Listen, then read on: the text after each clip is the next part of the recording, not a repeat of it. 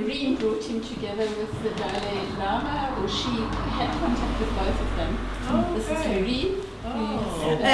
The Dalai Lama wanted it. He said, I want to make a permanent cooperation with the Dalai Lama. Ja. And you have to do Your it. voice, man. Oké. Ja. Ik ga nieuwe stoelen halen. Hoeveel stoelen hebben we nog? Heeft iedereen een stoel? Ja, wil jij hier? Die zit je niet zo makkelijk in. Hoor. Je kunt beter zo'n dikke stoel nemen.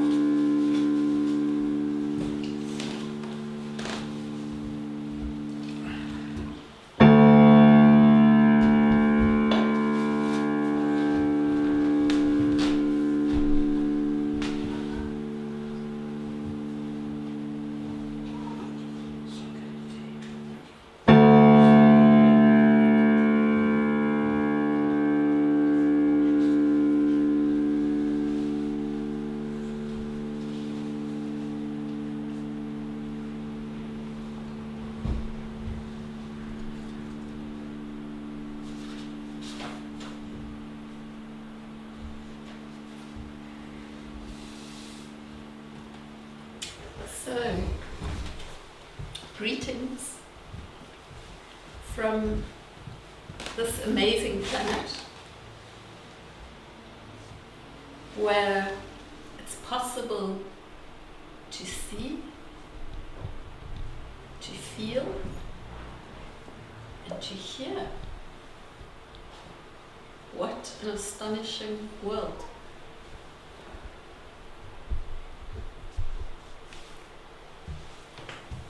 Welcome here today.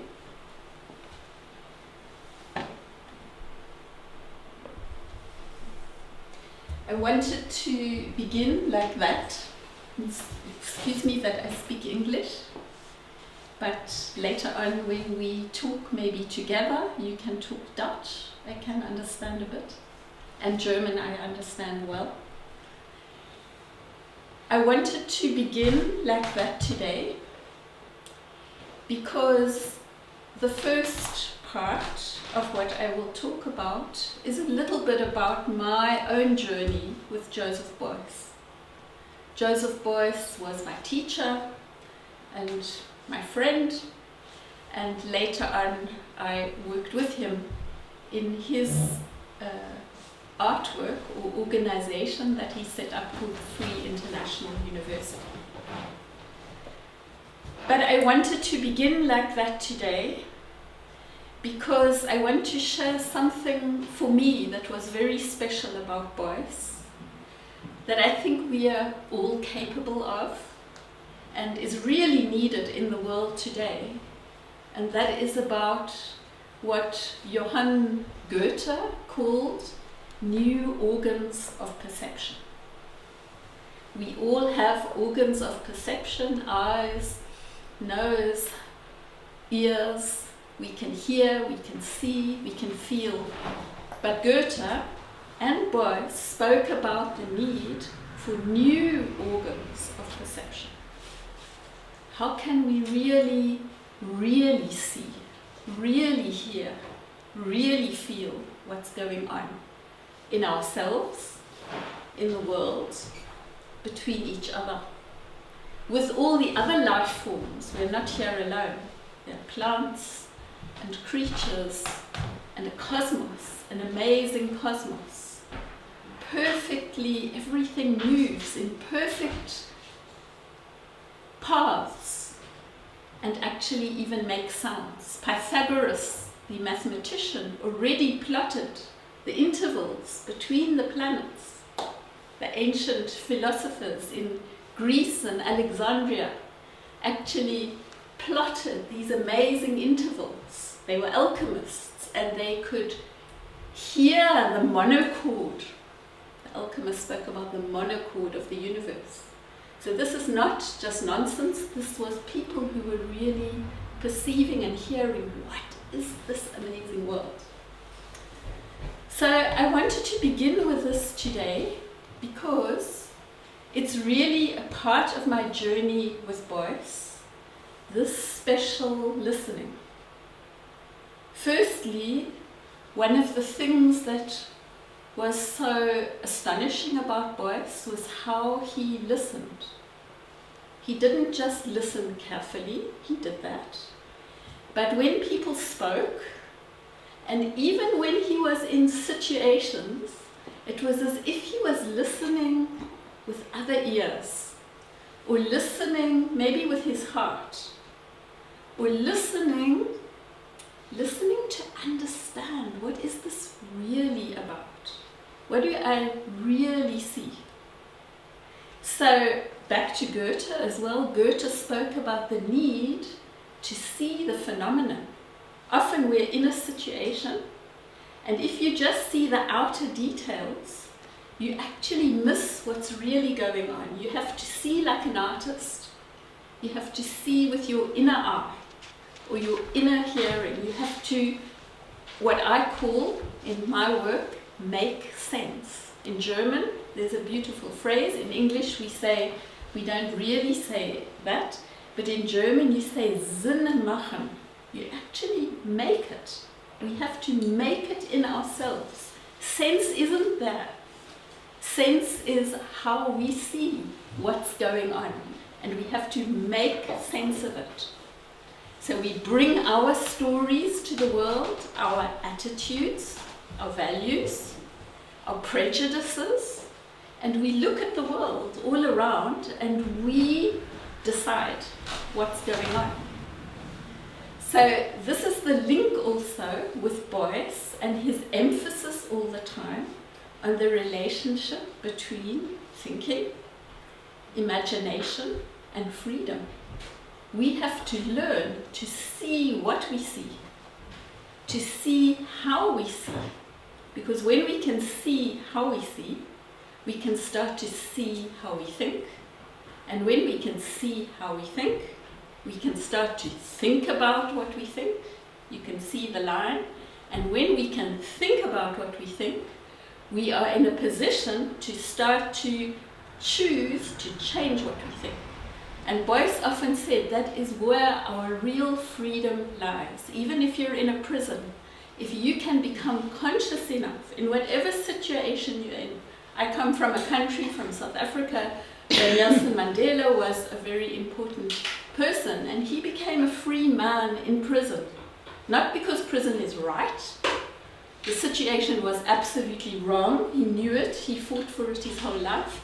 But he became free because he thought his thoughts. He thought, how should the situation be with the people of South Africa? He wasn't condemned to think in the way other people wanted to think. So I've said a lot of things already about my talk today, and I hope we can talk together, but I want to go back to that sound again.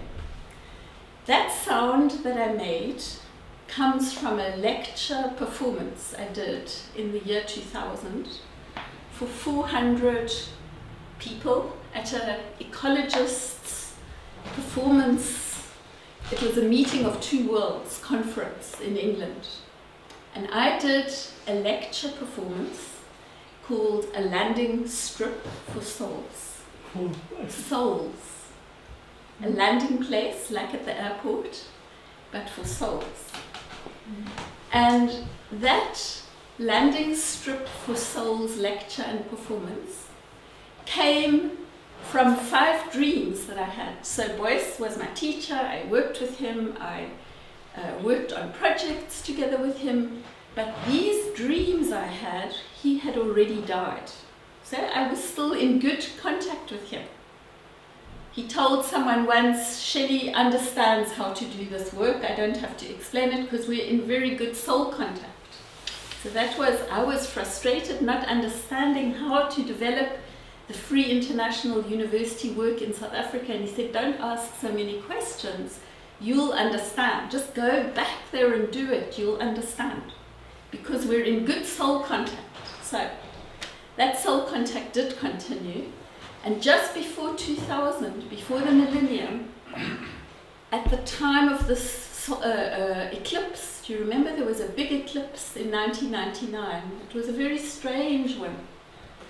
And lots of things started exploding in the world around that time. And I had 5 dreams where boys came each night in a dream, one after the other, and explained to me that we need a landing strip for souls. He said the cooperators are waiting to come in, and you should make this landing strip for souls. And on the 4th night, he pointed to his throat, and he said, when you make it, it wasn't very clear what it was all about, but it should be of deer skin, and I will show you some things. This is the deer skin. That's now part of another work. It's a deer skin on wheels with a piece cut out of it. And there were 5 deer skins. I'm a vegetarian, so it was quite difficult to use these deer skins. And Boyce said it must be deer skin in the dreams. And the 5 deer skins, the square cut out of them, this very human, rational act. I want to make a landing strip. I use you, deer, to make what humans need.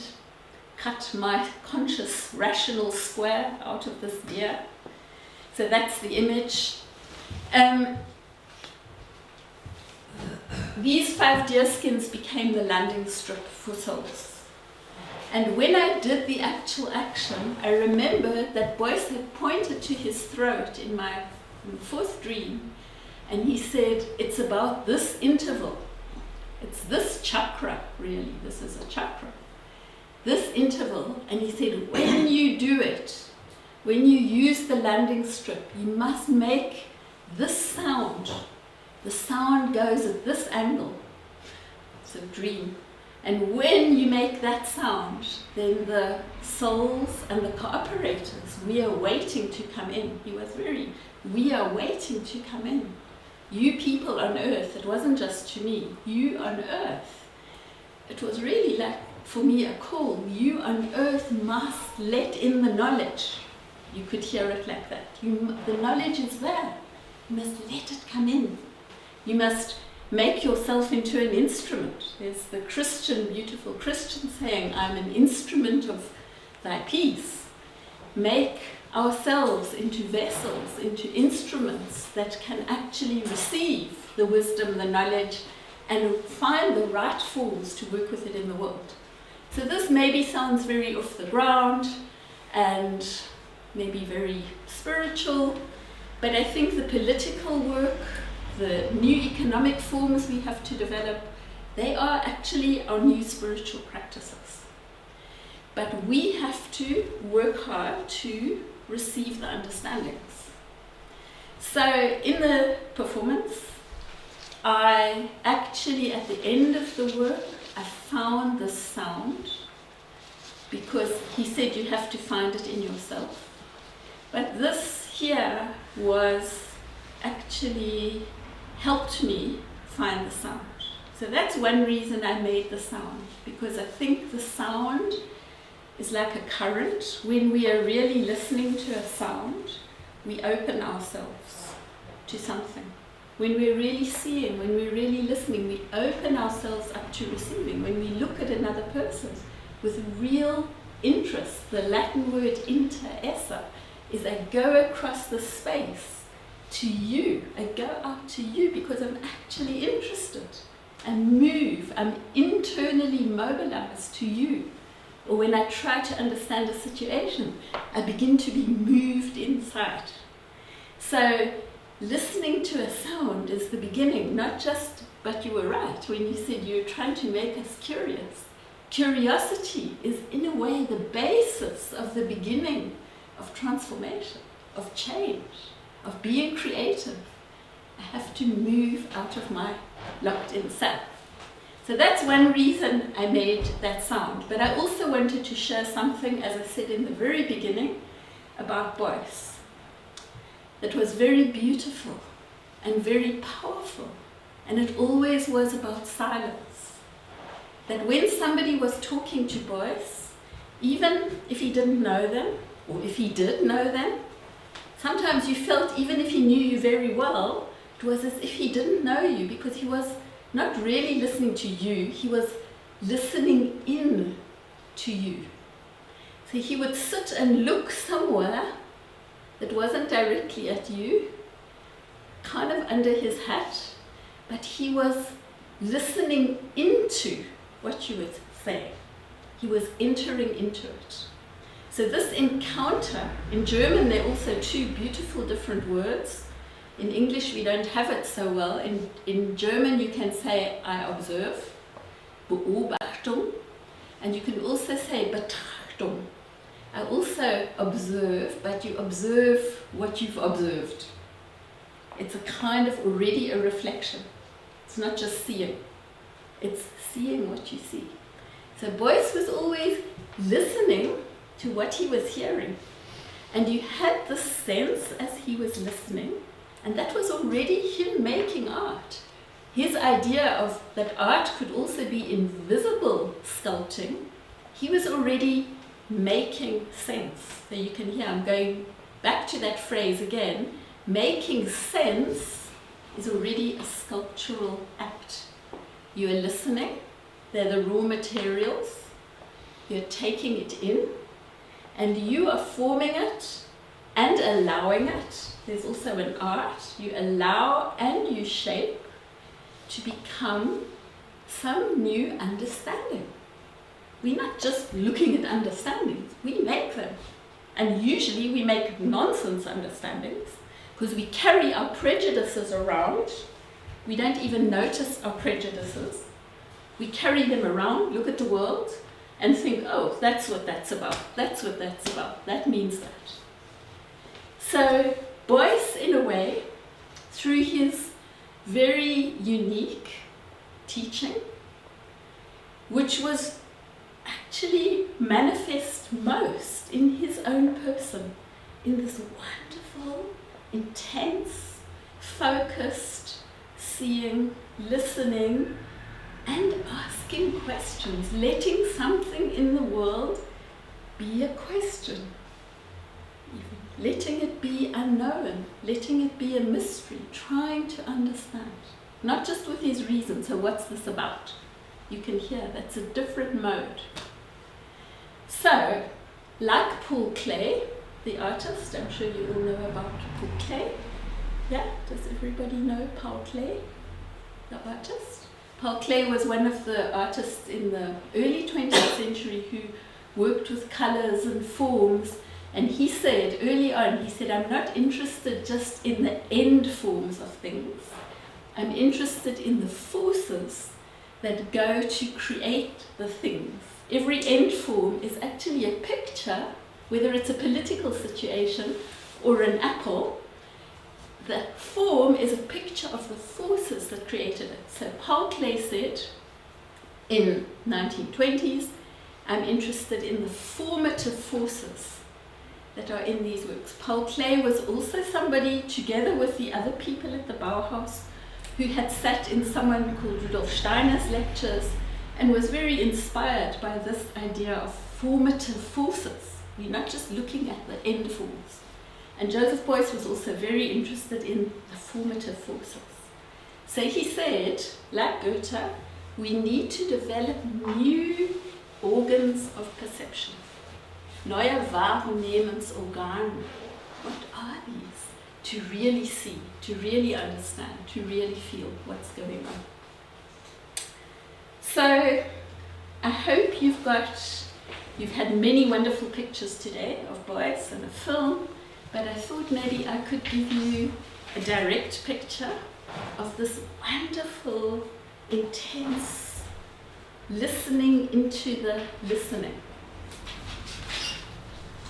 Because you had a sense, and I think that's why people couldn't keep away from Beuys and why he was so powerful. He wasn't walking around being powerful all the time, because he was really present. He was really listening, and he was also humble. He often didn't know what he was thinking, so he had to look at what he was thinking. But when a person does that, even now when we look at each other and you listen to me, but you're not just taking it in, you're also noticing what you're thinking. You get a power because you've got this wonderful space that another person can sense, can feel. When I hear you listening to me, I can hear it, I can see it. You have an enormous power. You're not just a person sitting in a chair. Each of us have this wonderful space of imagination that we're carrying around with us. Normally, and this is a big part of my work, normally we think this space is a space where we just see memories. There are some psychologists who've called it the theater of memory. In this space that we've got, every human being's got, from every culture, every age. Maybe when you're 3 years old, before 3 you don't really know about it. And maybe if you get very old and very, very old and you don't know if it's Monday or Tuesday or day or night, maybe you lose it a bit. But every human being's got it, and every human being on earth can call pictures forward. We call it memories. So we're all walking around with this wonderful workspace. People who do meditation know this space very well because of pray. They are using this inner space. But every human being who meditates or not, prays or not, is able to call forward pictures from the past. We call them memories. We don't often do it. We just wait till they jump in. But actually we can actively do it. We can call forward pictures from the past. And that is truly amazing. We are all walking around with this free, we don't pay rent, we've got this free workspace on our shoulders where we can pull forward pictures from the past and we can look at them. I can, for example, you should try this out while I tell you what I do. I can bring a picture of little Shelley when I'm maybe 4 or 5 years old, and I can see myself looking at the world with big eyes, wondering why the adults were shouting and what was going on a bit, but looking at the world with big eyes, and I can see that now. Try and find an early picture of your own. So it's not just listening to me. See if you can find one in this space. It doesn't have to be very clear, but just a memory from when you were little. And then see what happens. You can find another one when maybe you were 8 or 9. How did you look then? You probably looked quite different. I know I looked very different when I was 8 or 9. I've got a strong memory. I was trying to do a drawing and I couldn't get it right, and I was getting frustrated, and it was already a very different person to the little Shelley who was looking with wonder and big eyes at the world.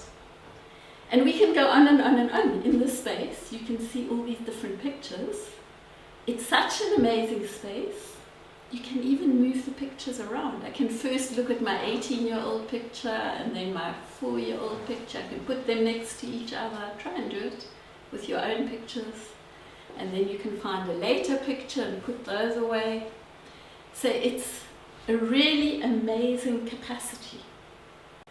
And I use this process to try and give people a sense that everybody, whether you've been to school or not, I've worked a lot in South Africa and I've done a lot of work with people in small villages who've never been to school. They're adults and they can think fantastically and they can see and imagine fantastically. They don't read and write. But that doesn't mean they're not educated. They might be more educated in the world because they've looked so carefully, because they didn't just have a camera did you want to say something? To take a photo. So I'm very interested in the space as part of our imaginative power. Look what we can do with the pictures from the past. But that's only the beginning. This space is so amazing that when I look at my past pictures, not only can I see my past pictures, I can see you now. I can still see my little Shelley picture. Try and keep your baby picture while you look at me. I can see you.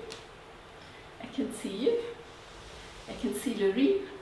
I can see each person now in the present and still have my past pictures in this wonderful rent-free space.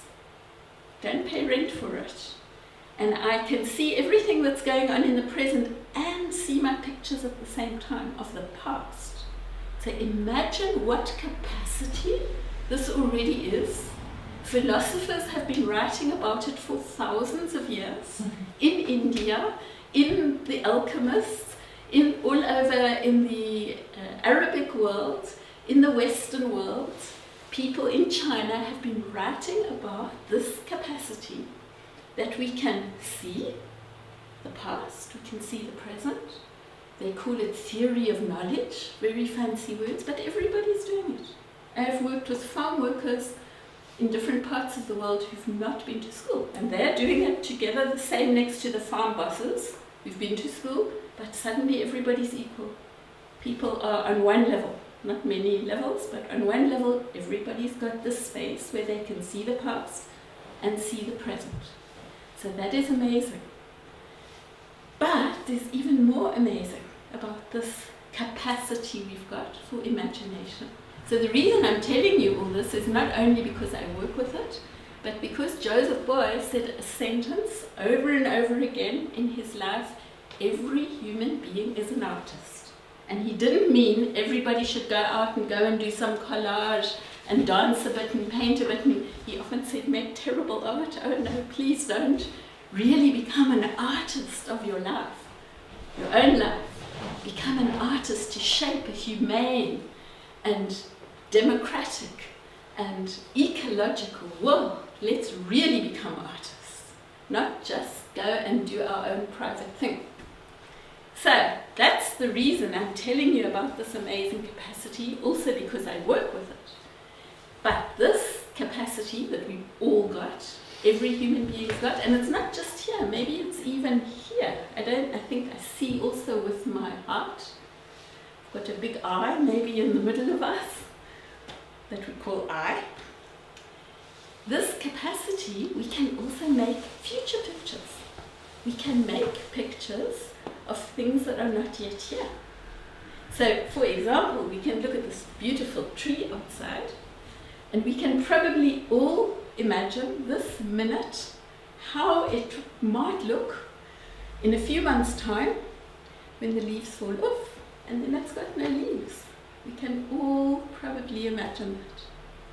But you could say, and you'd be right, that's not really a future picture, because we've all seen it before. We are taking a past memory and we're putting it onto the future. It's called projection in English, and that's true. It's sometimes dangerous because we think we know about the future, and actually all we're doing is putting our past pictures and past experience onto the future. We're not really allowing the future to unfold. But it also gives us some kind of knowledge. We know if we don't destroy the world completely, the trees will probably get green again each year, and some things will go on. But we can also make pictures of things that really haven't happened before. And I'm going to give you an example so you can see what I mean. We can imagine this beautiful Earth, this amazing planet, floating or held in space on its path. It doesn't fall out the way, it doesn't crash down and go wrong. Now and then a few things in space fly off and become comets.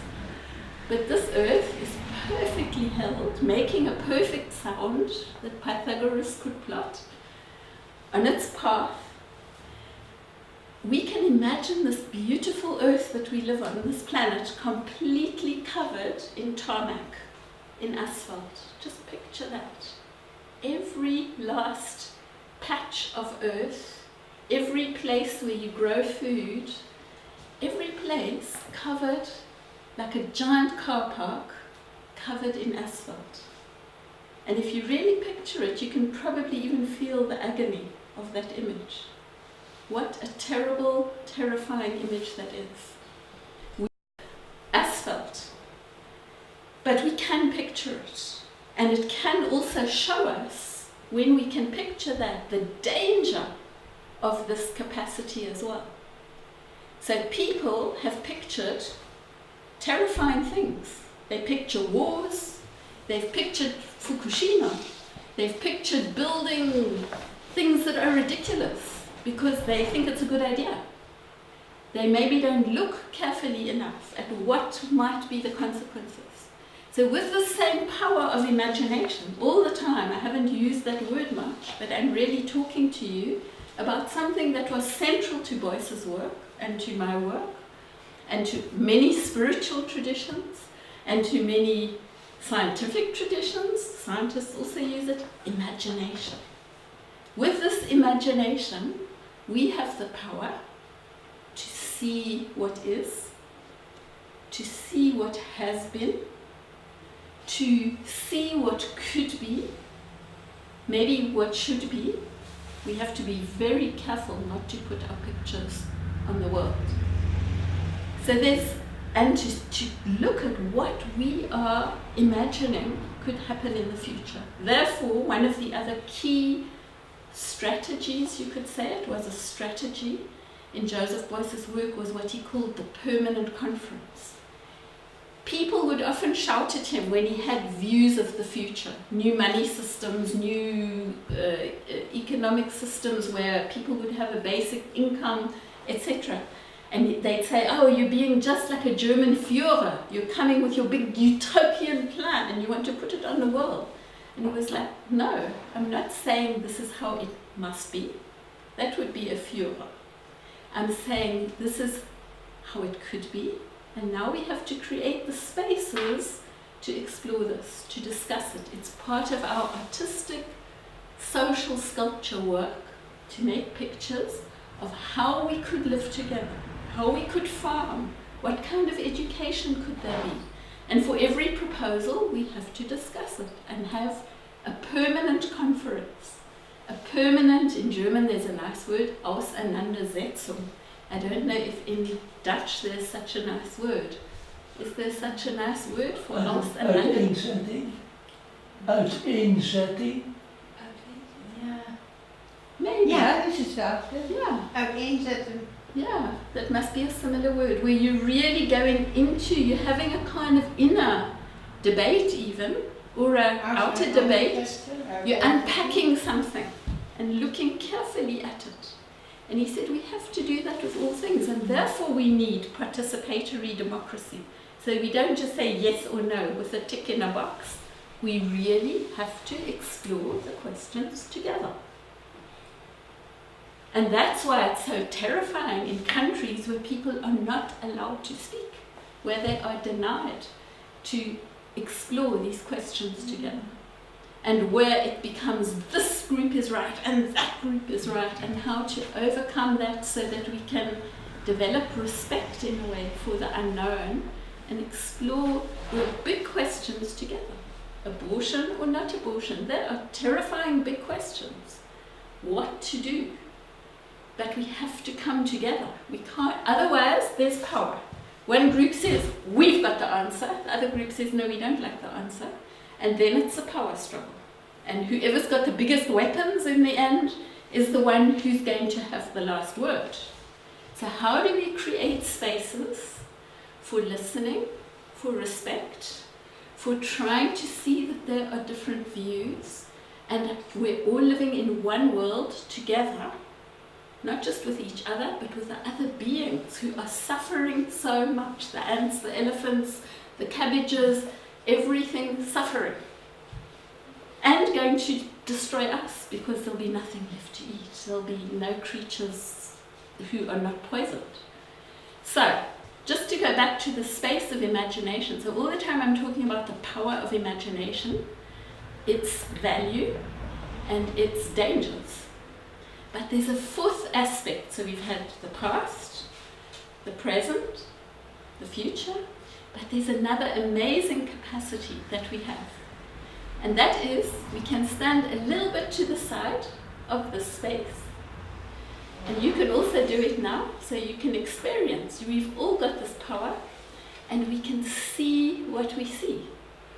I can see all my Shelley pictures, if I look carefully. I can see myself seeing you in the present. I can even see what I feel. We don't normally talk about this crossing over of feelings. I can hear what I think. I can look at all these things, and what that means is I start to see the lenses with which I see the world. I'm not just seeing the world, I'm seeing my frames. That's why this is called Frame Talks.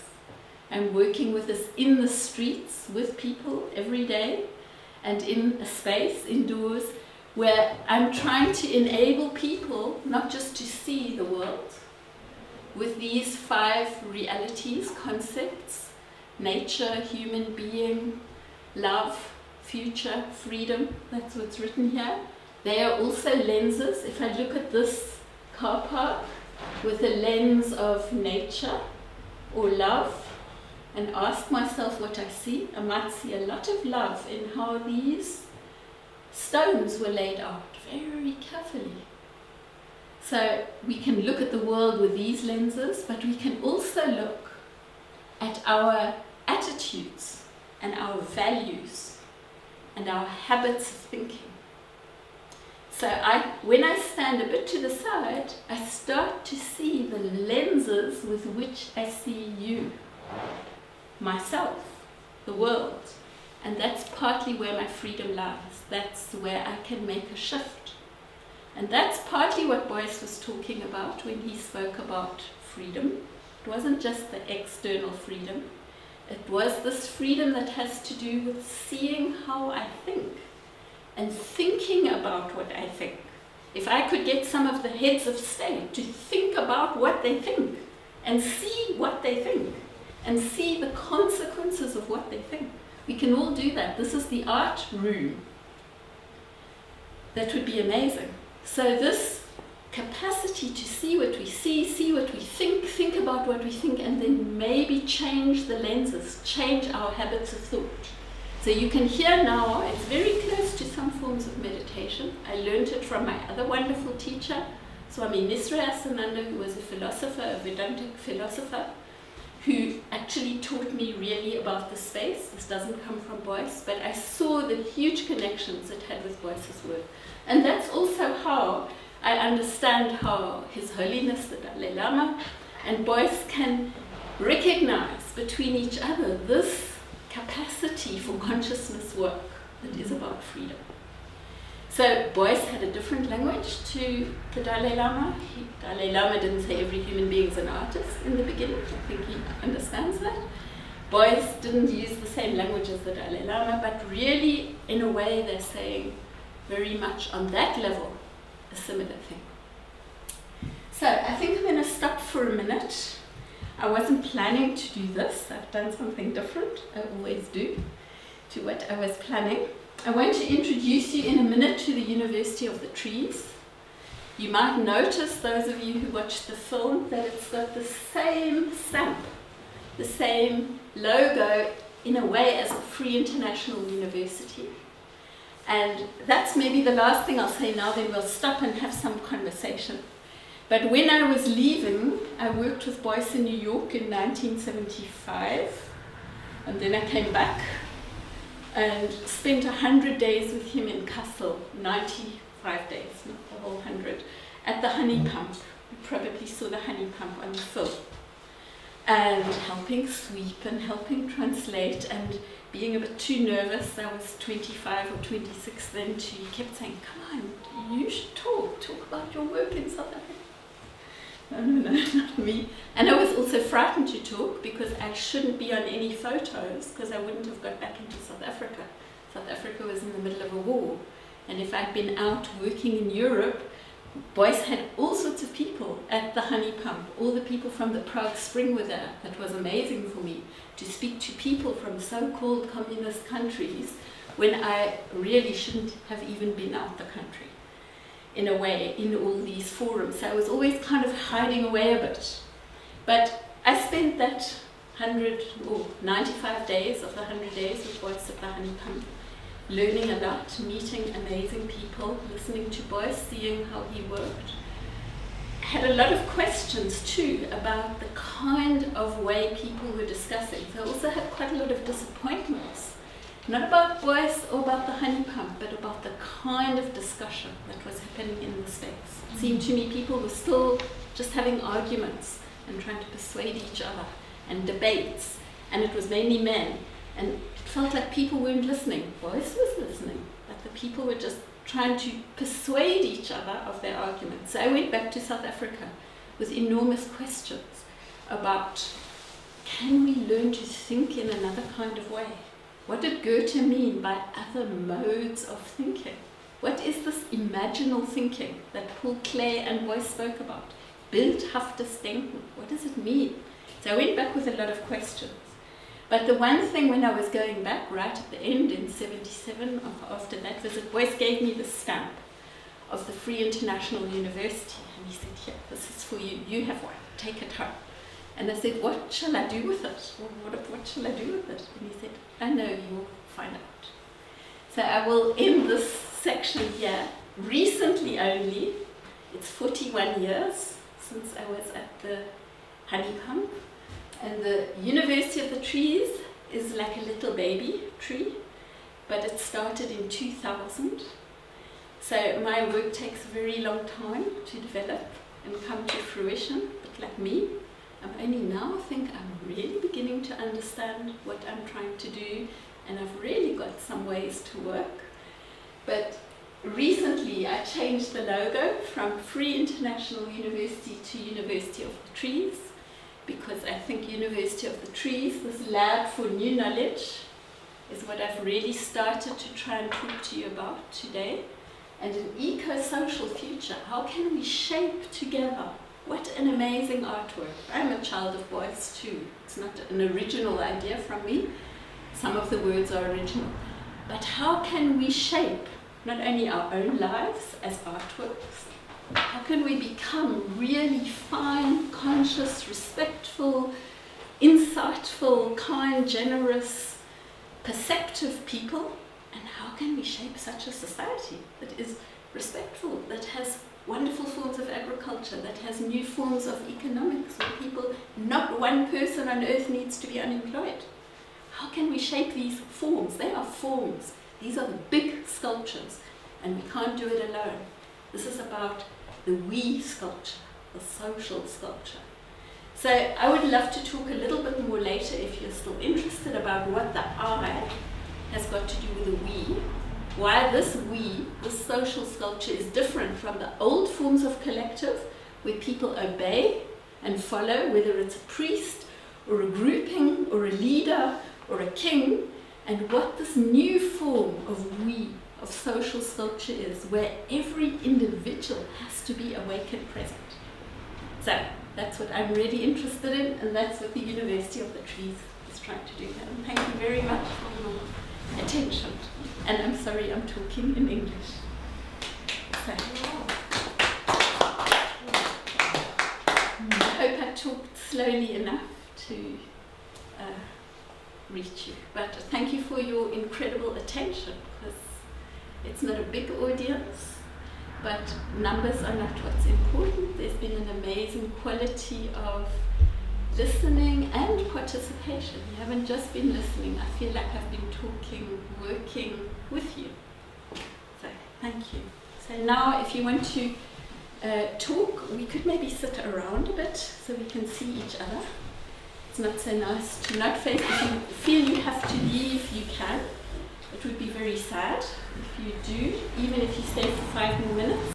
Born in the middle of South Africa, in a little place called Bloemfontein. Ek praat bietjie Afrikaans. So, and maybe we could each say where we are born, because that's an interesting picture. Everyone in this room and on the planet landed somewhere on the planet. The planet's the landing strip for souls. We all landed.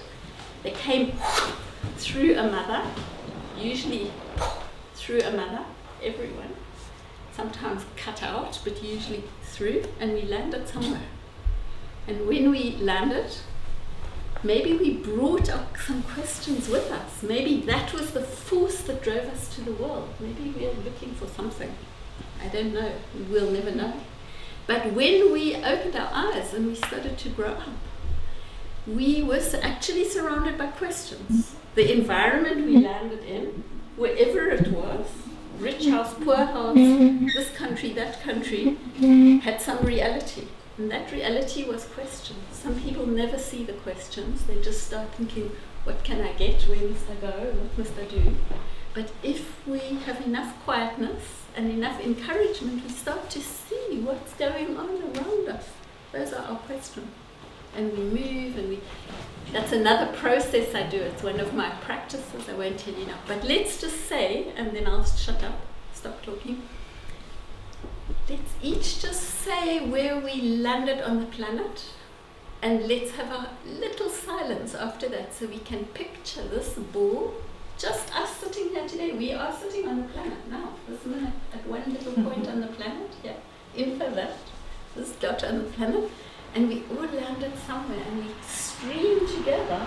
For some crazy reason, we find ourselves together here today. Amazing.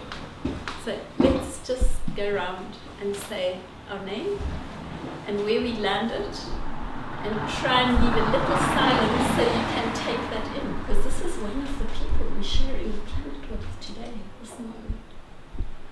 So, would you like to begin? What's your name? Ada Klein. Ada Klein. Yeah, and I Where did you understand, land on the planet? I understand 20% van your... So sorry. Yeah, sorry. Sorry. Where were you born on In the planet? the Netherlands, Which part? Amsterdam. Amsterdam. Mm. Wow. Ja, So let's just picture Adel. ja, in 1933.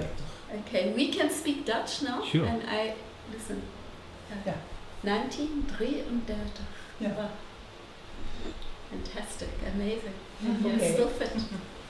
Ja, heel Thank mooi, you. ja. So we don't have to go in a circle. You can each speak when you want. And just let's make the picture of when, is it? Adel. Ada. Ada was born in Amsterdam. Thank you.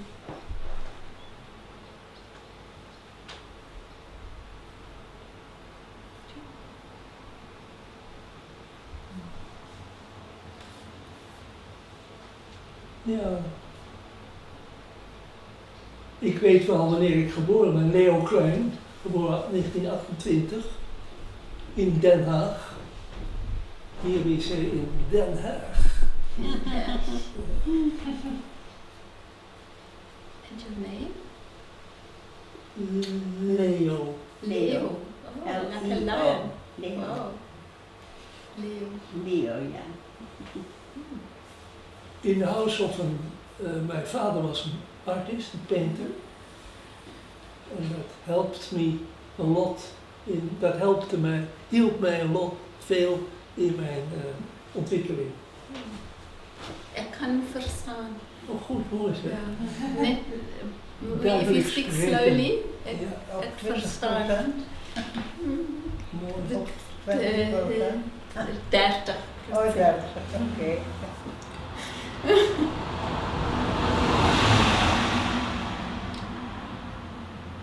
Maar kan je niet op verschillende manieren geboren worden? Fysiek, maar ook op een andere manier. Kan je dat verstaan? Ja. Hoe dan? Danke. Maybe we can go on later, another round, to say, if you want to, what questions we are carrying. Maybe somebody should translate into Dutch, so Ada understands. What maybe we go on after this round to see what questions did we find when we landed on the earth, when we woke up. And what are we carrying now? We could share that with each other. What are our burning questions? You want to translate for me? Dat we in de tweede ronde de vragen stellen, wat zijn de vragen waarmee je geboren bent, of de vragen die je bij je draagt. Dus dat we eerst nog Leuk ronde gezegd, doen. ja. Thank you. Thanks, Lee. Ja, ik ben Laurien Weijers. En ik ben geboren in Aten, in de Achterhoek. So my name is Laurien Weijers. I'm born in the village of Aten, part 1 kilometer from the German border, part of Gelderland. Thank you. Maybe that's all. Thank you, Lorraine. So we've already moved. We can see somebody else landed there near the border, near the German border. This one was Amsterdam, that was Den Haag. Thank you. Oh, maybe the year, huh? Yeah, if you like. January 1941. Okay, my name is Egon. I'm born in Düsseldorf, near Düsseldorf in 1960. And my mother is Dutch and my father is Slovenian, so I never felt really like a German. But I also didn't feel like a, let's say... Maybe in Dutch, because I'm the only English person who speaks in Dutch. Oh, yeah, so I'm just, I never felt really like a Buitenlander, like a foreigner, but also I didn't feel like a German, and I was very happy with it. But my life started when I went outside Germany, especially also outside Europe, because I think Europe is a very repressive kind of society, so I didn't feel any life before I went outside Europe. So then my life started after I went out. Thank you, Deko. Please remember to speak in Dutch in Holland, If you can. if you can, if you Also, want yeah, I to. just forget it better. Okay, I'm sure you can, but we go on. Thanks, Egon. Yeah.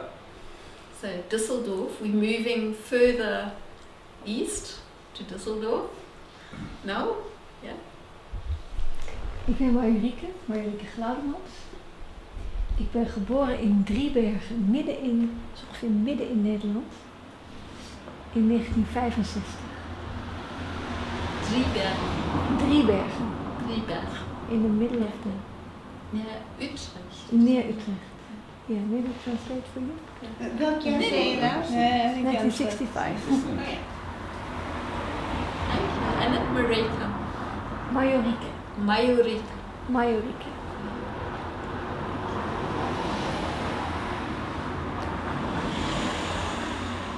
So you can see we're moving around with every person.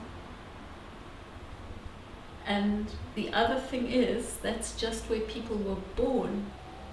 Maybe everybody after they were born then starts to move on the planet.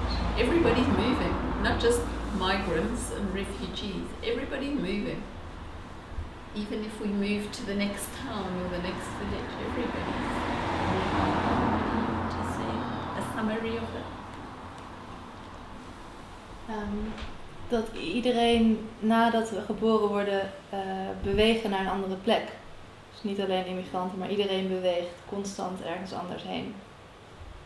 We're all migrants in a way. Everybody's moving, looking for something. Maybe for the answers to the questions. Maybe for what they're supposed to do on Earth. We're all looking for something. We're all moving. We're all migrants of some kind. Thank you. Thank you. My name is Abdullah Dif. I have been born in Alexandria, Egypt. Wow. So south, Wow. east, So east, we're moving all the time. Isn't it? another continent. Egypt's the tip of Africa. Yeah.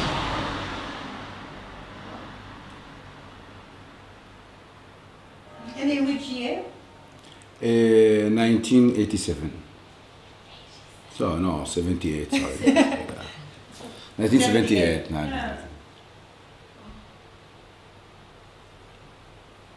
Thank you. My earliest dream of myself is in Alexandria. Hmm. Kun je het nog eens zeggen? Mijn eerste droom was Myself. van mijzelf was in Alexandrië. Hoe is het mogelijk? Yeah, it's amazing. You must have a connection. I've never been there. We are from Africa. Yeah, we're both from Africa. Yeah, Me that's from the Yeah. bottom and him from Anyhow, the yeah. top. Yeah. Yeah. Or The other way around, the top and the bottom. Yeah. Who knows? When we turn the planet around. Mm. Welcome. Yeah. Thank you. Yeah. My name is Daria and I was born in Bussum. Ja, sorry. Ik ben in Bussum geboren. In 1989. Wow. Wow. The dates are also changing. I think I'm the oldest. No. Thank you. Do you want to say that in Dutch?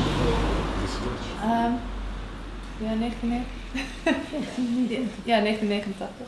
And you're Daria. Yes, Daria. Thank you, Daria.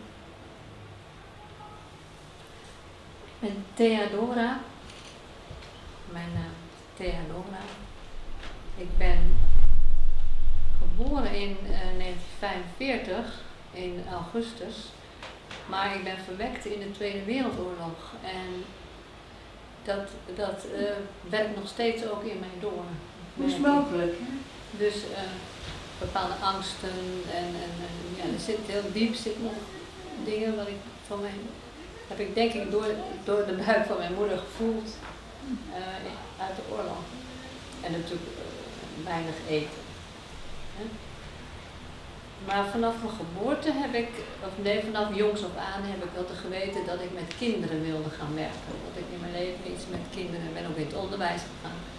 Dus dat ik ik wist dat ik met kinderen zijn op de toekomst gericht en toekomst. Dus Beautiful.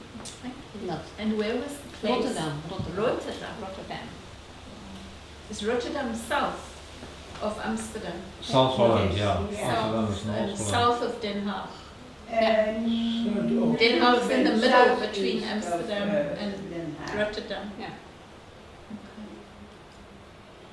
Thank you. And 1942? 45. 45. Just at the end of the war. months after the war. After the war. World War. Wow. Second World War. Wow. Thank you, Theodora. Theodora. Thank you. Ja, ik ben Henny, geboren in 1949, echte Fries. Ik ben geboren in Akrum. In Akrum. En Akrum, dat is Midden-Friesland, tussen het Snekermeer en het Pikmeer, de Grauw.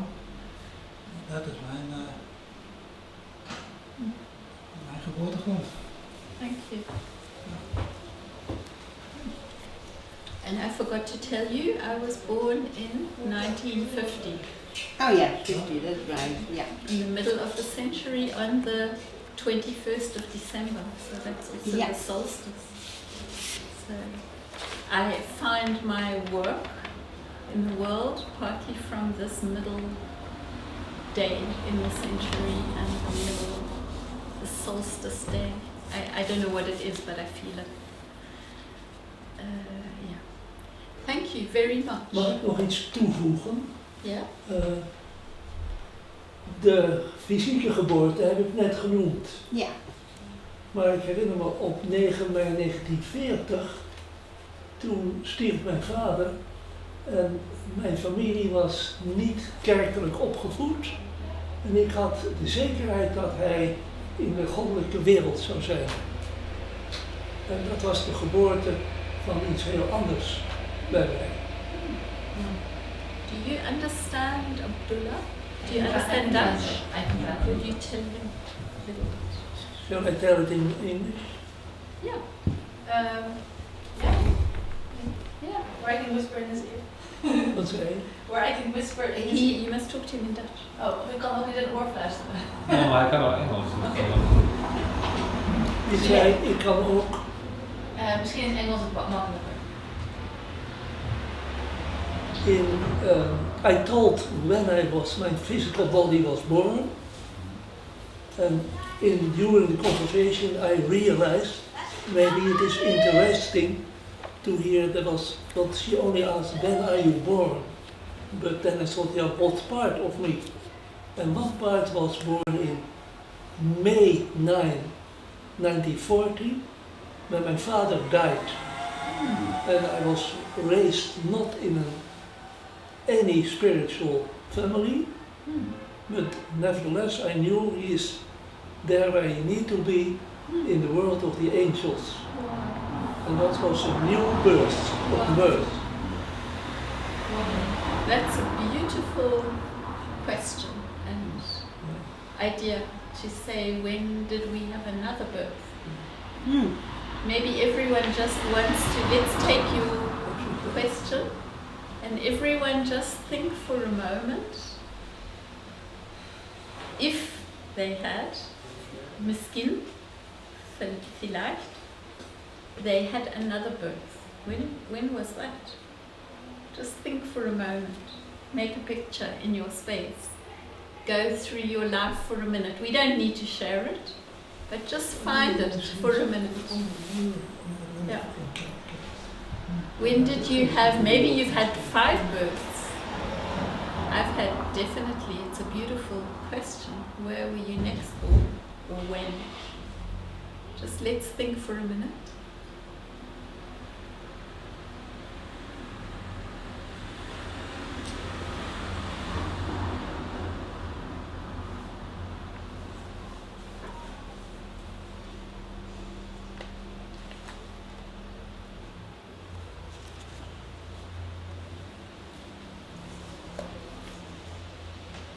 Have you found something?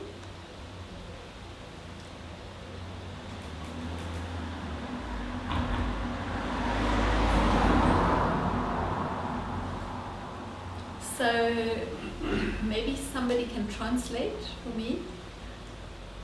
I know my next birth is also the first questions I discovered where I landed. They connected. What do you mean to say? That my next birth Yes. are at the same time. You remember before I said where we land, when we start to wake up and see the world where we landed, in a way those can become our questions.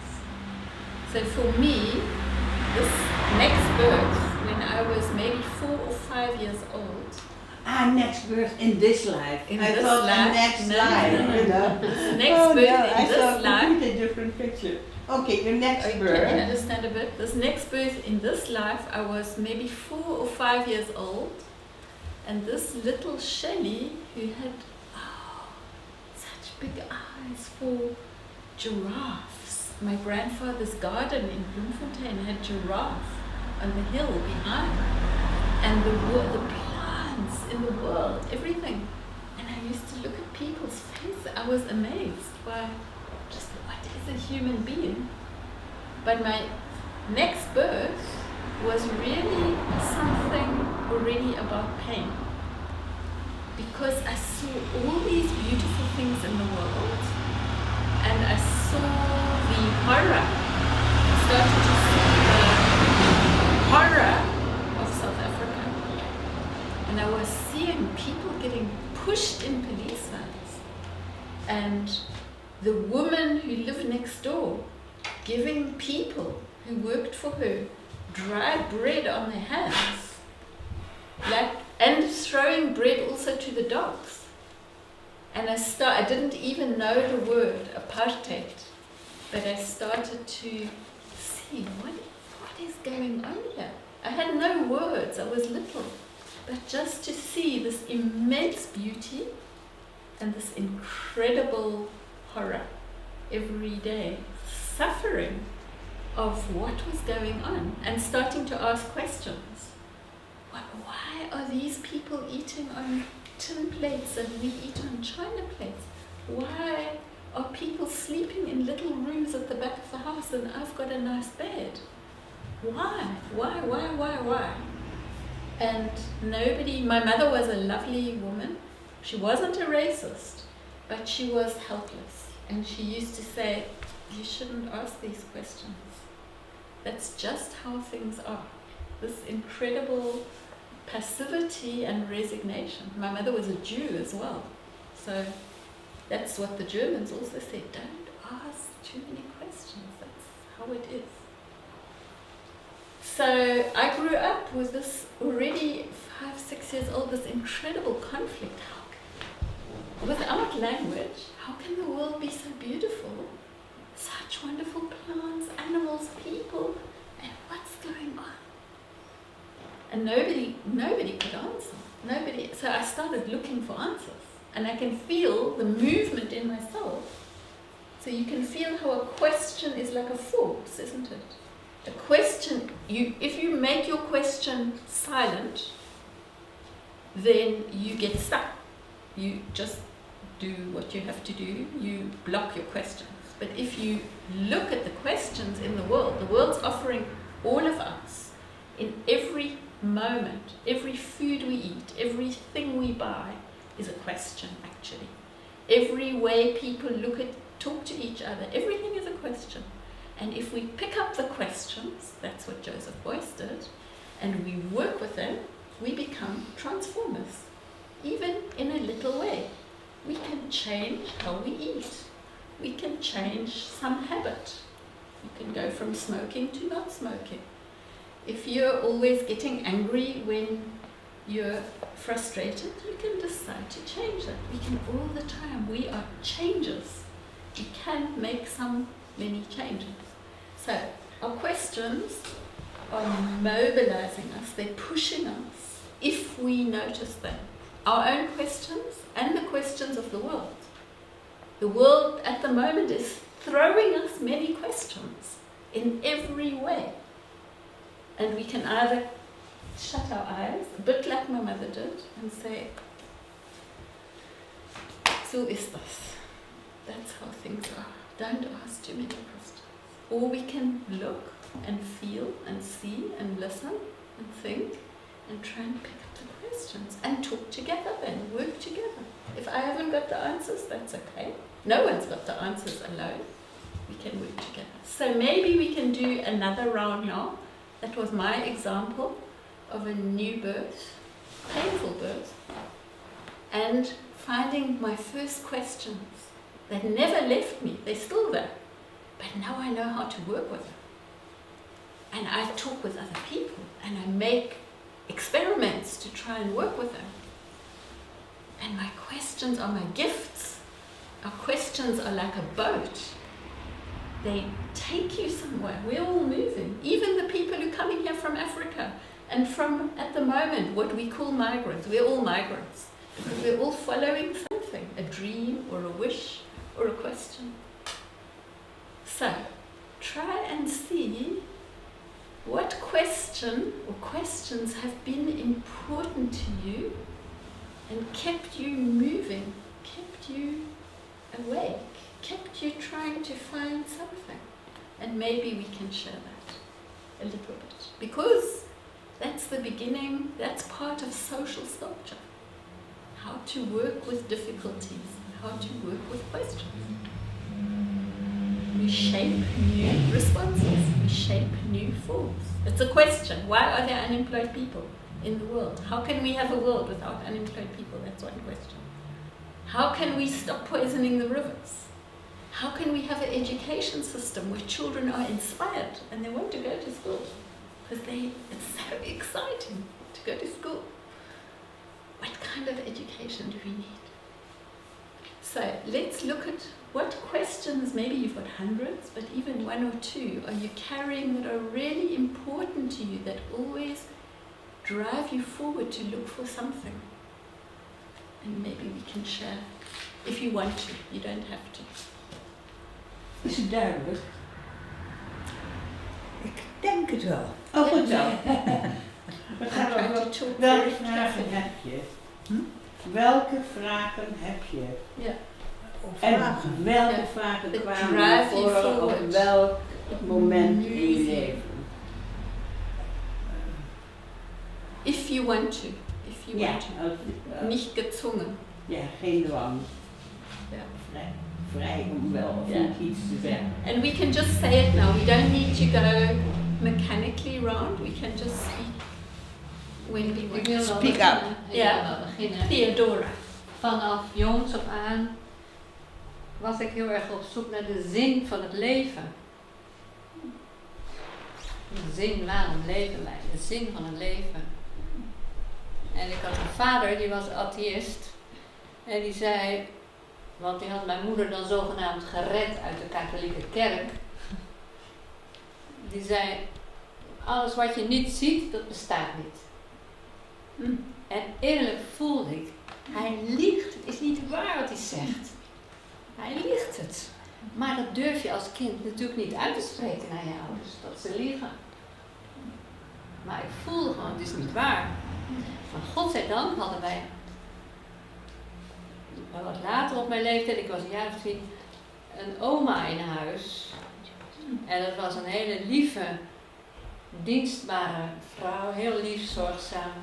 Die heeft, en toen kon je als oma, als je gescheiden was, nergens naartoe. Dus die was bij ons in huis. En die zorgde voor alles in huis. Zo heel bescheiden, heel op de achtergrond. En die zat dan 1 keer per dag heel stil te bidden. Met een rozenkrans. Te bidden. Ze sprak er nooit over. Maar er heeft op een of andere manier iets uitgestraald naar mij. Dat ik dacht, ja, intuïtief hè. Jij weet meer. Jij weet meer. En door een hele zoektocht ben ik nu bij de antroposofie terechtgekomen. Ik heb heel veel dingen geprobeerd, de Soefies en de TM en de hele weg zoektocht ben ik gegaan. En ik heb het uiteindelijk gevonden. Mijn scholingsweg te gaan in de antroposofie. Om aan mezelf te werken. Want ja, als je aan jezelf werkt, werk je uit tenslotte ook aan de wereld om je heen. En daar ben ik heel dankbaar voor. Amazing. Wow. So you see where Theodora landed. This father who was an atheist. In a way it was a gift that pushed you forward to look. There was the situation and the questions were waiting. Rilke, the German poet, you know Rilke, he says we need to love our questions. We need to follow our questions. Not look for the answers, but really listen to the questions. And then they start to sound. They start to wake up. Rilke, zei je Rilke? Rilke. Ja. Ja, hij zegt, Umarm als die je vragen. lang met je vragen leeft, dan groeien vanzelf de antwoorden in. Dat vind ik zo mooi eigenlijk. Mooi, ja. Dat is toch prachtig? And that And also it- is saying something about Joseph Beuys. He was really listening to his questions and the questions in the world. It's back to this new organs of perception. Really look with new eyes, with different ears, look at the questions. What is calling us in the world? And then we can work. So you can see this social sculpture, this work in the world with what is, not some going off the planet. We don't have to meditate to get away from the world. We have to meditate in action, to be in the world, to really see and hear and answer, to be able to respond to the questions. Really, English is beautiful. Know what it is in Dutch, but we have to develop this capacity to respond by developing our awakeness. So social sculpture really is this field of awareness so that we can engage and respond. And in that moment, that is also what you can see aesthetic. You know the word aesthetic? Aesthetic? Beeld. No? Aesthetic? Aesthetic. What's aesthetic? Aesthetisch. Yeah. Aesthetic. Yeah. Is Well, really the opposite in ancient Greek of anesthetic, anesthesie. And we all know when you get anesthesie, you are numb. What's dumpf? Unconscious. So I think the real meaning of aesthetic is not just nice pictures and style, it's the opposite of unconscious. So anything that wakes us up, our questions, become part of an aesthetic process. This is what partly Beuys means by the erweiterte Kunstbegriff, the widened concept of art. Part of it, not the whole of it, is that art is not just these things we make and have on walls. Art is in every moment of our life when we widen our senses and we are not unconscious, anesthetic, anesthesie, but we are connected. That's really an aesthetic. Aesthetic means enlivened being. Anesthetic is like dead being, dumb, unconscious being, and aesthetic is enlivened being. So anything that enlivens us can be an aesthetic process, an aesthetic work. A relationship can be aesthetic if it's waking us up. Cooking can be an aesthetic. Cooking is aesthetic. It's with colors and in the normal sense. But in this other sense, working with a difficulty can be an aesthetic process because it's waking up possibilities. It's the opposite of anesthesia. Anyhow, let's go on. So who else wants to share, like Theodora shared, what questions they found or what new birth, what drove them on?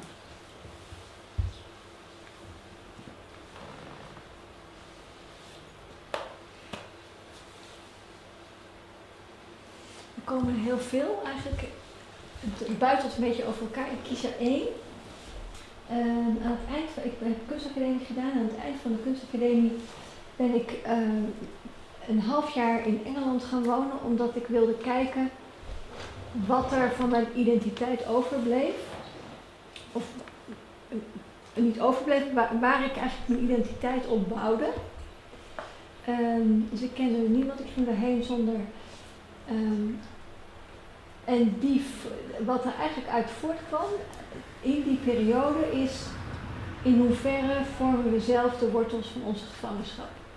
Van onze gevangenschap. Zo. In hoeverre. En dat is eigenlijk, als ik nu terugkijk, de grondvraag van niet zozeer voor mijzelf op te lossen, maar om ook uit te dragen van zien we dat we gevangenschap creëren in veel van de sociale en organisatorische systemen waarin we de wereld organiseren. Amazing. Ja. Dus het begon eigenlijk met een individuele vraag van wie ben ik dan nog? Maar die eigenlijk duidde die onmiddellijk uit naar hoe we de samenleving maken. Wow. So that's a beautiful picture of somebody really listening to their question. So you can see how that question is actually part of this bigger picture, a bigger question.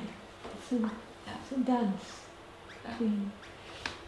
And it's in this wonderful inner atelier, this inner workspace where we work with these questions, if you're awake.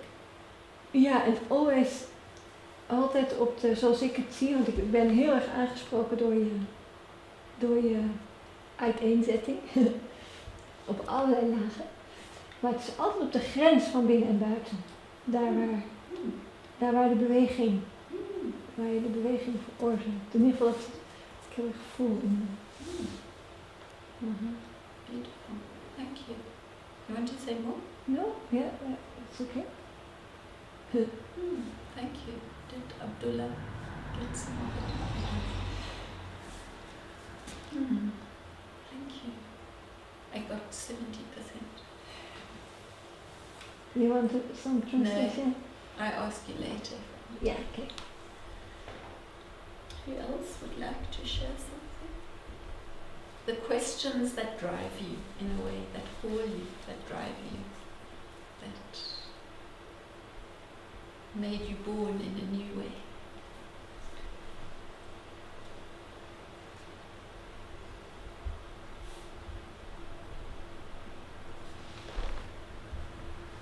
Maybe it's kind of related. Of only Dutch. Oh, sorry. And then you can translate for me. Yeah. Het is een beetje metafysisch, maar ook een heel praktische vraag. Steeds, wanneer is het voldoende om te zijn? En wanneer en hoe, wat is het moment van actie en wat voor actie is gevraagd in dat moment iedere keer weer?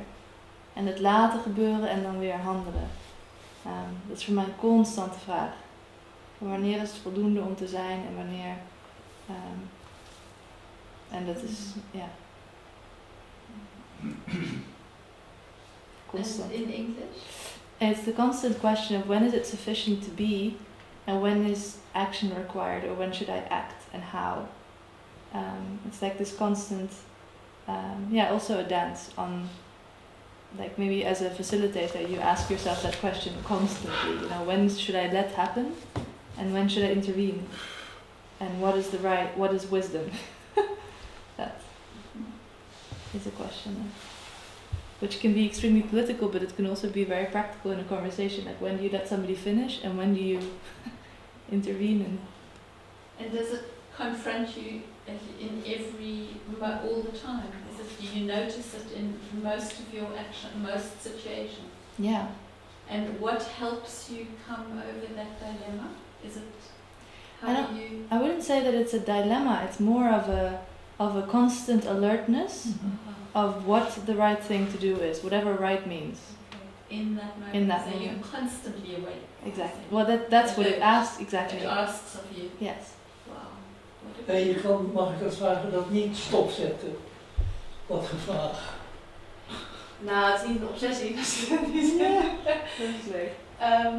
Nee, op een bepaalde manier kan ik het niet stopzetten. Niet op een nare manier, maar het is meer een vraag die mij in mijn werk steeds bezighoudt van wanneer wordt aan mij gevraagd om iets te doen, of een actie te nemen, of een opmerking, of erin te stappen, en wanneer terugstappen, of laten gebeuren, of laten zijn.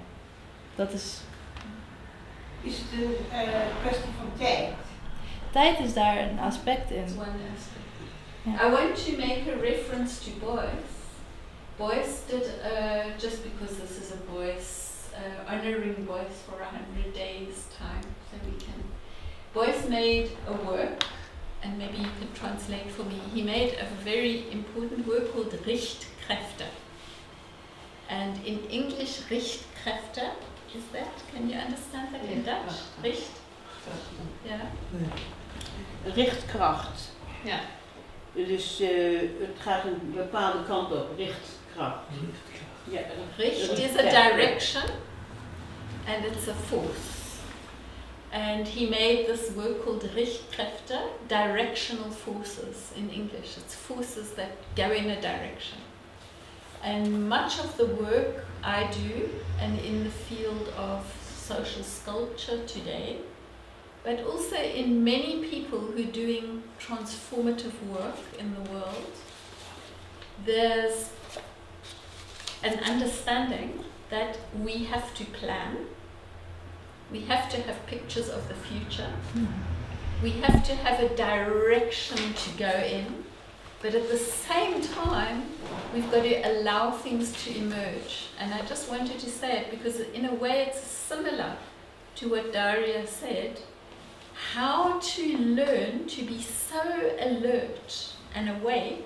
For me it's that picture of Shiva, Nataraja as well, with the many hands, Mhm. who's dancing, remaining balanced between going into the unknown as the unknown and also shaping it. So we've got this double need as conscious shapers, Gestalter, shapers, social sculptors of the future, of the Zukunft. We have got this double task to allow it to unfold and be present and watching, and also direct it. And that was partly what Beuys was so interested in. So now I'd share again something about Beuys when he made this Richtkräfte, to try and understand in every situation what are the forces. I spoke at the beginning of my talk about formative forces. Mhm. Paul Klee did all his famous paintings. He wasn't a social sculptor, he was painting, but he was also looking for the formative forces that make the forms.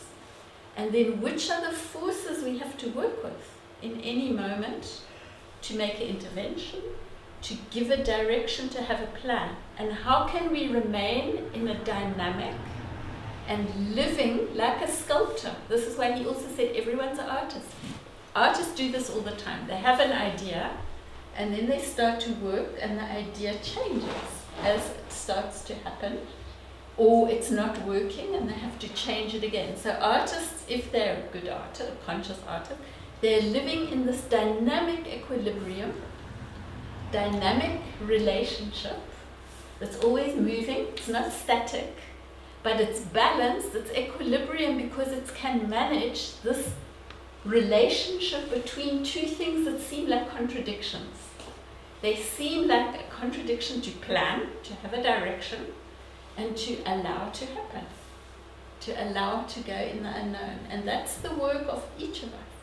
We're doing it all the time. And therefore, in many new change work, you often hear the emphasis on emergence, emergence, allowing things to emerge. Maybe somebody can help me say what that means. Do you know? Emergentie, ja. Yeah. Het ontstaan. Yeah, laat ons Laat staan. ontstaan. How do we allow things to come into being? So Otto Schramer, the organization consultant, who's working with, and Paul Hawken, who I know Doreen knows, they are doing work about emergence. How can we let the future emerge? What is the future that wants to be born? Some people use that phrase. When we look at what happened in the Egyptian Spring, and all the countries around the world where people are longing for democracy. What is wanting to be born? What is struggling to be born? It's not an easy birth. It's maybe even confused. What is it everyone really wants? What do we even want in the West, where we think we know what democracy is? What is it we really want? Do we all really want to? What do we mean by freedom? So it's not an easy birth.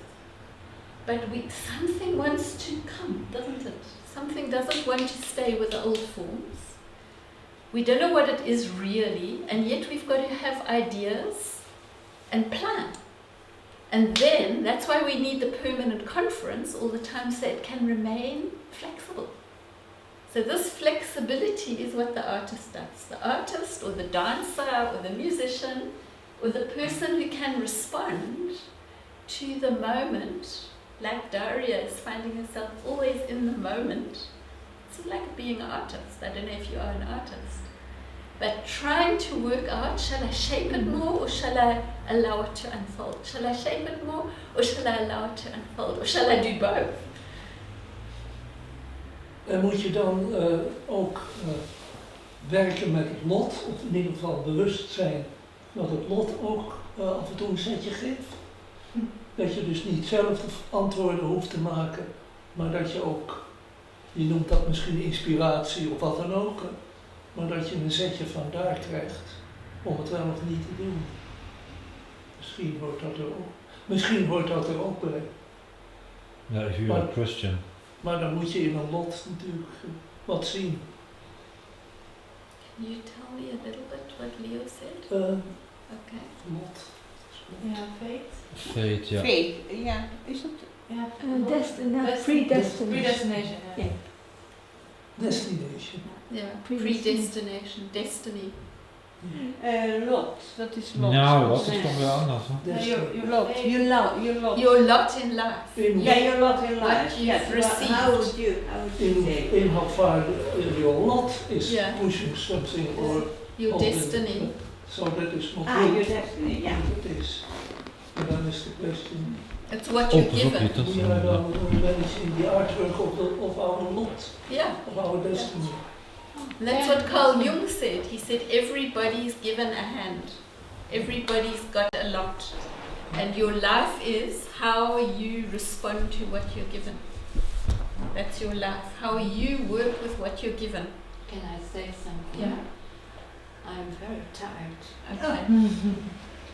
It's a very long. You've been here very long. Aha, en misschien ook hongerig. Of, Nou ja, dat Just is nog to maar. stop. We hebben 1,5 uur naar die Ja. film gekeken Ja. en toen hij. Ja. Ja, very interesting, But enough. but it's enough Okay. for me. Dus en wat, sorry als anderen nog iets hadden willen zeggen, maar Would you ik kan be, het niet meer. Ik kan het niet meer.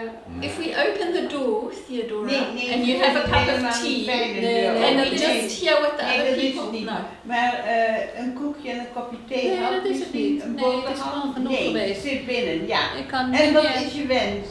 Wat zou je het liefst nu willen doen? I understand. Yeah. Ja, gewoon Oké. naar buiten en naar huis. Want Het ja, volgende. we moeten nog een flink stuk rijden en ik heb gasten, ik moet eten gaan koken. Oh ja, ja, ja. Ja. Ja, heel goed. Oh, leuk. Ja. Dus dat gaat ook allemaal door me heen. Waar moeten En jullie naartoe? het That's is really allemaal fine. interessant, maar op een gegeven moment is het vol, is het genoeg. Waar moeten jullie naartoe? Wat zeg je? Wat zeg je? Naar Leeuwarden. Heerenveen. Naar Naar Heerenveen. Heerenveen. Oh ja. Can I ask you a favor? Just if maybe you want to go outside, it would be great. Just If you much would like shorter. to go home. I know, but just to hear even one sentence from the other people, if they want to say it. Ja, tuurlijk. En wat is dat? Wat vraag je? What is your question? Just if she can wait, even outside, but 5 minutes, just Ja, for the 5 other minuten, people want ik wil wachten. to, yeah, and then we stop. Yeah. Just for the other people. Just who haven't spoken want to say the question they've been carrying or something, and we don't talk about it. I don't respond. Aha. You We see, just listen to you see what them they any say. more questions? Yeah, we just just that other people get the chance Yeah. to say But we what don't have to they stop. carry. Yeah, and we can go on afterwards. Yeah. But just then you four can go. You're all together. Hmm? Yeah. Yeah. So just that Ada and Leo and Henny. Henny Henny nog iets. can maybe share all of just Oh yeah, that the would be questions nice. and Can we then stop. listen? Is that alright? Just 5 more minutes. Great. And let's let a bit of air in. Nee, ze wil juist niet de deur Nee, openen. dit is zo much noise. Nee, nee, dit is, Noise. en vooral vieze luchtjes. Alright. Henning, do you want to say something? Yeah. What question is Ik- pushing Ja, you in ja. your life? Ik heb geen Ik vraag. ken als ik goed Engels. Yeah, Dutch. Maar in Hollands. Dutch, het mag in Nederlands. Ja. Nederland. Maar ik heb geen vraag eigenlijk. Ik Ik dacht, vond- ja. alleen wat ik even kwijt wil, ik zag dat boekje staan liggen van Boyce over hoe hij met de rechtvaardigheid van de sociale democratie bezig was. Oh goed, ja. En dat spreekt me heel erg aan. Goed Want zo. ik ben, als jeugd was ik er al wat bezig, als jongetje. Ja. Ik kom maar wel uit een christelijk geloof. Ik kom uit een gezin waar mijn vader bij de Jehovah's getuige was en mijn moeder was hervormd. Ah. Dus. En mijn grootvader, daar kon ik heel goed mee overweg. We komen van een boerderij af en die was anarchist. En dat anarchisme, daar luisterde ik vroeger naar, had op de radio Anton Constance. En die sprak me enorm aan. Dus ik ben gevormd door een stukje geloof wat ik als kind meekreeg. En ik ben heel erg naar de kant van de rechtvaardigheid van de wereld Ja. gegaan. En nog steeds. En mijn grote inspiratiebron is Martin Luther King en Allende van Chili. Want die wou economie hervormen dat iedereen een dak boven zijn hoofd kreeg. En dat hij dus vermoord is, dat heb ik als kind met beide, Martin Luther King heb ik meegemaakt, heb ik plat voor de radio geleefd. En ook bij Allende, dat heeft me zo indruk op mij gemaakt, dat leeft nog steeds. Fantastic. Ja. Thank you. Ja. Amazing. Thank you.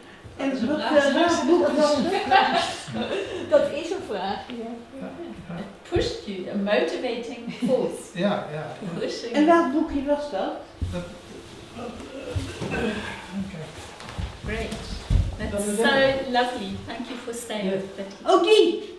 Ja. Ik zou zeggen meenemen, Nou, een ik- kindje. Ik ga, als ik thuis ben, Hoeveel heb je er? We hebben daar alleen maar één. 2. Oh, ik dacht, Maar hebt u e-mail? we gaan dat boekje... Kan ik u toesturen per PDF? Dit is hetzelfde, maar dan in het Duits. Nee, maar dat hebben we ook in Nederlands. als Maar we hebben, PDF. ja, die vertaling hebben we. Mogen we die toesturen? Ja, maar zeker, graag. Ja. Great. Thank you. Thank you. Ja. So, Ada, do you want to say something? Nee, sorry. Nothing. Ik weet het niet meer. Okay. You have spoken. Yeah. We hebben een bijzonder kunstwerk gezien toen jij de voordracht hield. Een schitterende presentatie. We saw a beautiful artwork when you did your talk. A wonderful Thank presentation. you. It was Thank you. very wonderful. Thank you. Thank you very much. Thank you. Thank you, because I got so much energy and warmth from all of you sitting in this room that I could talk.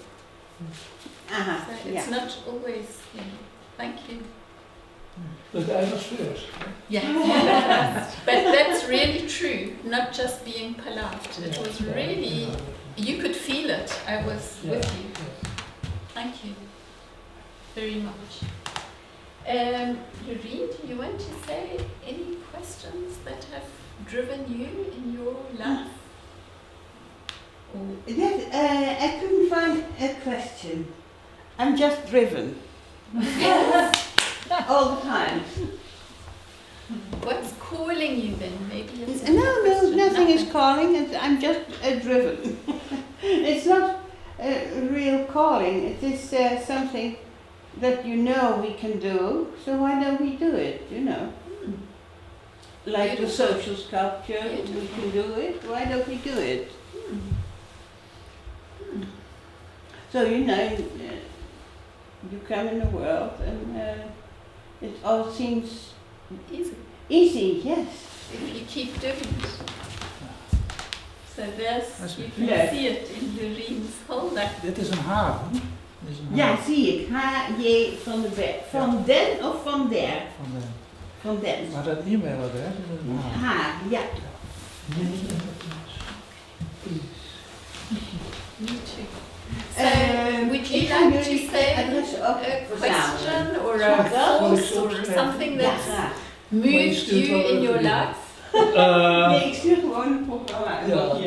Let's just keep a little quiet as the last people speak. And Netherlands? Also, okay, in Deutsch. Nou, wat mij heeft het meest gedreven, of ja, also eerlijk gezegd, ik ben ook niet zo van de vragen. Dus ik heb nooit echt vragen gehad of zo, maar ik heb gewoon geleefd. En, maar op een bepaald moment heb ik mijn dieet veranderd. En dat heeft mij op zich veel gegeven. Dat past meer. Het paste meer bij mijn bewustzijn.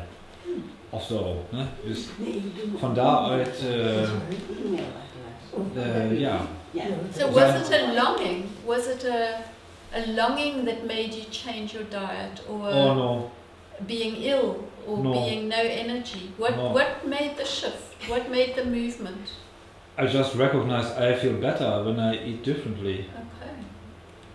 So somehow it's not a question, but there's a recognition. Something different happens, isn't it? These causes of movement, just a recognition. Anyhow, Yeah. we don't talk long now Mooi. because Yes. Theodora, we promised, will go. Do you want to say it?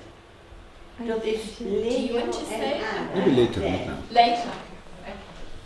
So, do you want to say anything? You said your. Leuk. Okay, thank you very much, everybody, Yeah. for your long, long day. And I hope you remember the sound that's always there in the world. If we just listen, and it's like a boat takes us on. Thank you so much. Okay. Misschien even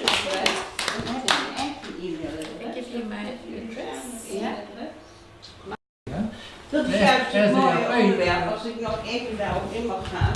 Want, kijk, Boys, dit is het tijdschrift dat Boys kreeg van, And that's nou, die heet Dankjewel. de Groot, de vader van Elbrecht de Groot. En vroeger hebben de Frieslanden ieder jaar met elkaar gesproken, dus de 3 Frieslanden, in Auri, over het recht, de veranderingen en de democratie. Tot 1500 hadden we hier een democratie die perfect functioneerde. Daar was Boys dus geïnteresseerd in. Daar ga ik nog een verhaal over. Friesland wil niet zo erg daar wil hij ook specifiek dat hij wist dat de Friesen Even nog een goede recht flux. hadden. De Dus hij Romeinen wil hielden helemaal niet wagen blij met het Romeinse recht. Hij zei, ons recht is veel beter dan het Romeinse recht. Ja. En daarom hebben we dat weer geïntroduceerd. Nou, hij wil dus terug naar dit. En ja, dus Friesland is een voorbeeld maar Met ons zo sterk. dus dat moeten we ook houden. Hij hoorde in het rijtje van al die Ja. Zo ben je wel aan het Roostra. Het Troelstra, ja. Nieuwenhuis. Ja, Dola Nieuwenhuis. En we hebben nog nog meer. But it's really true. Dus It's really more the doors are open. So where do you both live now? Where do you live? One day in ja, Finland. Daarom hoorde ik deze overname Boys. Want hij zei, wij was in het begin van de eeuw. Where do you Dan gaan we live? en dan werken. In Rotterdam. Hier ga ik nog over praten. Het was me wel duidelijk, maar niet was heel duidelijk hoezeer die oude Ja, democratie, maar niet alleen democratie, ook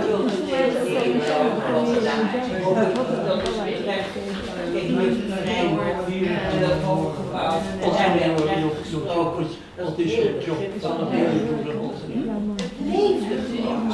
En leeft gewoon in Friesland. Leeft gewoon. Hier is een hele andere wereld dan in Finland. Friesland is echt een sociaal provincie. Op het gebied van Pushing it on the side. sociaal hebben wij een heel belangrijke stempel als En dat wil ik graag weer poetsen, zal ik maar zeggen. Ja, en dan moet ik het ophouden.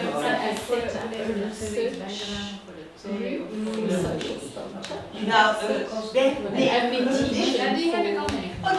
Ja, dat is dus ik zou echt niks kunnen betekenen. Ik wil alleen maar zeggen, als er iets is wat je wilt meenemen, neem ik nu mee. En dan komt er wel iets. Want het is ook heel moeilijk om ja, ik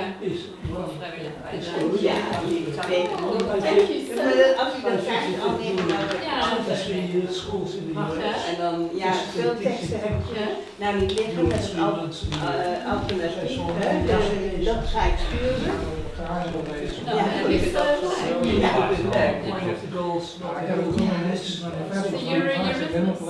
oh ja. En was het goed? Oh ja. Ja.